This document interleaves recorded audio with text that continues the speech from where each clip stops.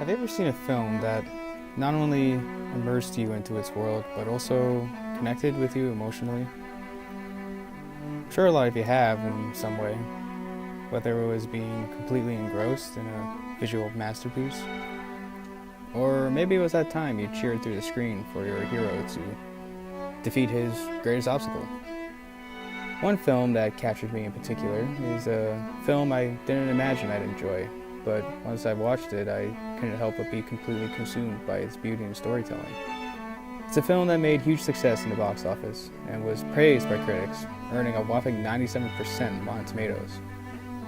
Although, even with its success, I feel it still doesn't receive the attention it deserves, which is why I'm making this video today.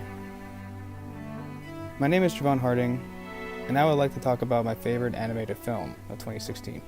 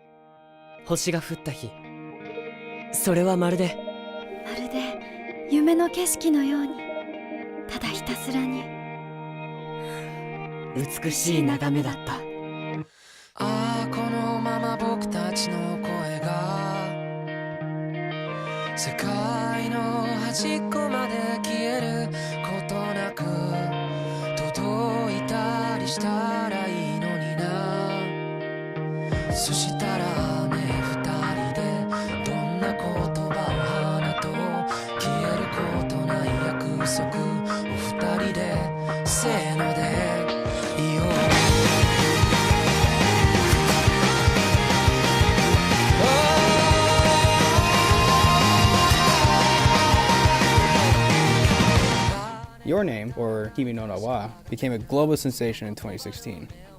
It broke box office records in Japan and became one of the top-grossing anime films of all time, while also earning major success in America. It's a film I immediately fell in love with when I first watched it, due to its unpredictable storytelling, creative editing, and gorgeous visuals. The whole film was made in cel-drawn animation and was written and directed by Makoto Shinkai, known for directing cult films like The Garden of Words and Voices of a Distant Star. He and his animation director, Masashi Ando, who is also known for animated films like Satoshi Kon's Paprika and Hayao Miyazaki's Princess Mononoke, made a beautifully drawn experience that I thoroughly enjoyed. The plot of the film circles around two characters, Taki and Mitsuha. Taki is a high school student living in Tokyo, and Mitsuha is another high school student who lives in a fictional town called Itamori.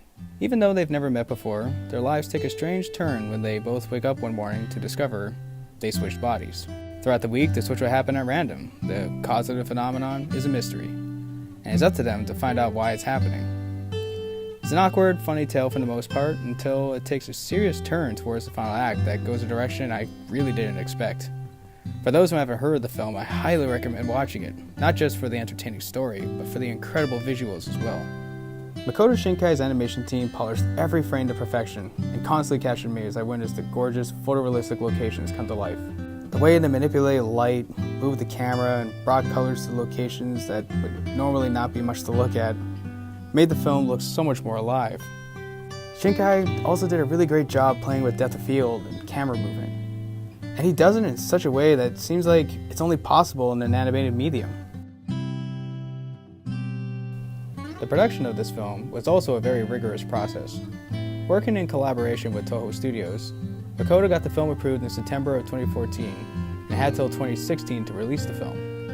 This was an incredibly tight schedule to make a 2D animated feature, since normally it usually takes a little more than 2 years to finish one.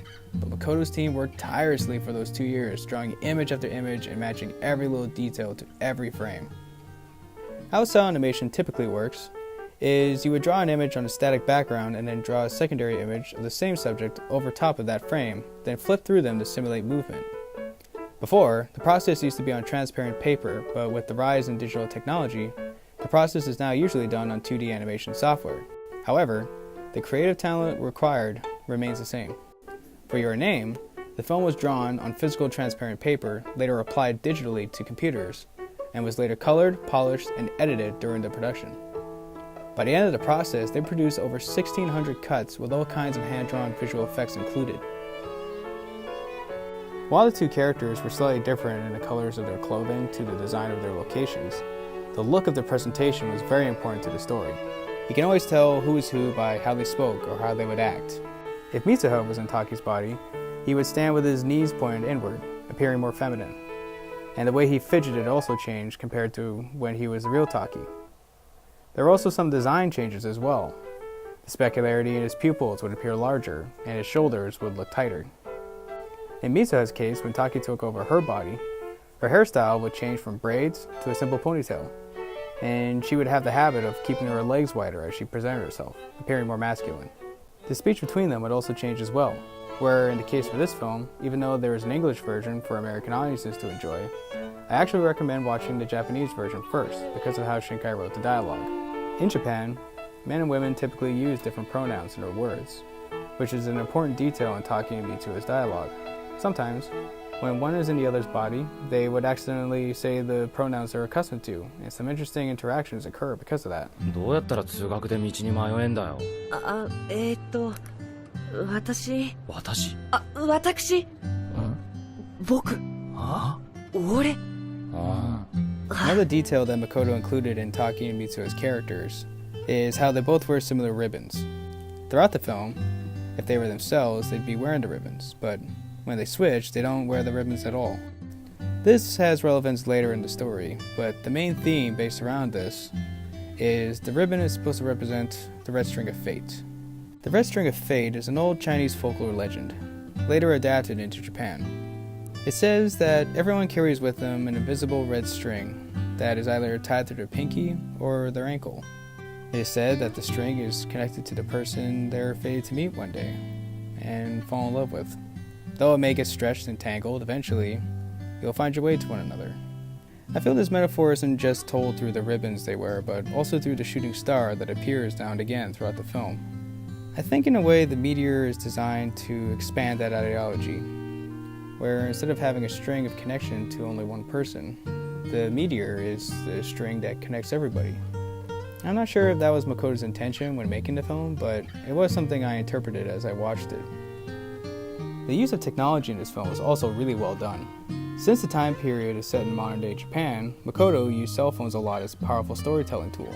Normally, other films will use or view technology in a more negative sense, and I always kind of felt seeing a character in a movie use a smartphone to be a little corny. But in this film, the use of cell phones felt very natural. I like the way they used notes in their phones to communicate with one another, and also update each other's schedules detailing what had happened the day they switched. How different the phone's designs looked were also an important plot point as well. The film also tastefully shows some interesting traditional Japanese elements like chimes, chime maintenance, and, forgive me if I pronounce this wrong, kuchi kamizake. This touch of old Japanese traditions was very important towards the plot, and really complemented the visuals in the movie, showing how Mitsuha's life is different than Taki's because of how her family holds on to old traditions, where Taki and his father live a typically normal life in Tokyo without them. Something that makes Makoto's animations unique is how detailed he likes to make his backgrounds. Usually in other animated films, they don't really worry too much about the background. They would design objects to appear washed out and bland to simulate distance. But for Shinkai, the background of his animations is just as important as the foreground. He makes sure everything is incredibly detailed and really cares about how light bounces off each character and subject. He also uses the background to bring an extra element or mood to a scene. How a scene plays out or how a character feels, it's reflected. But he also adds an extra bit of life into his backgrounds, whether it's birds flying or maybe some leaves are blowing. Sometimes colors just dancing in the sky. In this film, he uses the sky a lot actually to convey a feeling or to accentuate emotions. Happiness, sadness, loneliness. These are all things that are felt through the characters and the world around them. This film emotionally touched me. It's become one of my favorite animated films to date, I think. It's got a fantastic story, great characters, and absolutely breathtaking visuals. To describe this movie in words alone would be impossible for me. It's truly a masterpiece. I actually find it really difficult to end this essay with something profound to say, but perhaps this movie doesn't need an intellectual send-off.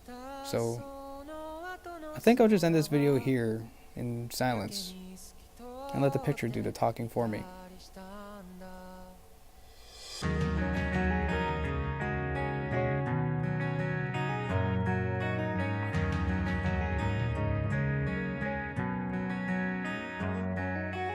いつもは尖ってた父の言葉が今日は温かく感じます」